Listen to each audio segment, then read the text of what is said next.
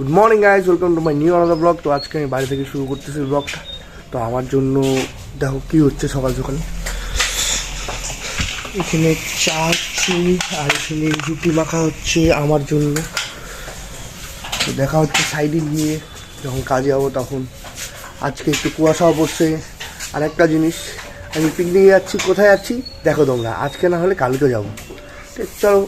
তো আমি সাইডে চলে আসছি আর আমার এদিকে কাজ শেষ।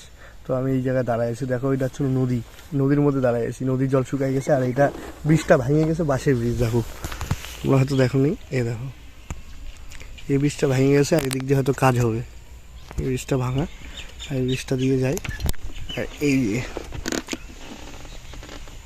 একটা নদী, এই যে এটা নদী। তো দেখা হচ্ছে পরে। বাড়ি গিয়ে খাওয়া দাওয়া করি। কি আজকে বাজারে নেওয়া যায় এটাও দেখি, যে বাজারে কিছু পাওয়া যায় নাকি। মাংস খেতে ইচ্ছা করতেছে, দেখা যাক। চলো।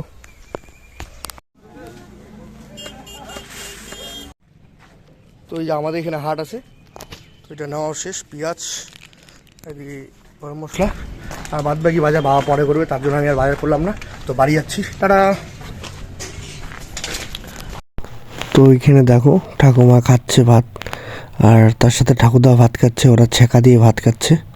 তো আমাদের বাড়িতে ছেঁকা খায়, সবাই খাইতে ভালোবাসে। শুধু ভাই খায় না, ভাই ছেঁকা খায় না, ভাই ডিম দিয়ে ভাত খাচ্ছে। আর ঠাকুরদাকে ছেঁকা দিয়ে ভাত খাচ্ছে। আর এটা খাইলে কি শরীরে প্রেশার কমে, কারণ একদম ন্যাচারাল, তেল ছাড়া। তার জন্য খুব টেস্টও হয় আর খুব উপকার। তার জন্য আমরা সপ্তাহে হোক বা 3-4 দিন পরে হোক একবার ছেঁকা বা পেলকা খাই। এটা খুব স্বাস্থ্যের পক্ষে খুব ভালো জিনিস। তো দেখো ব্লগটা কেমন লাগতেছে।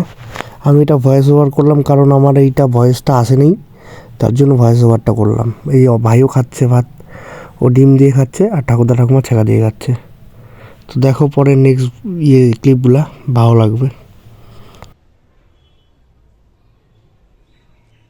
চলে যাচ্ছি কাজে।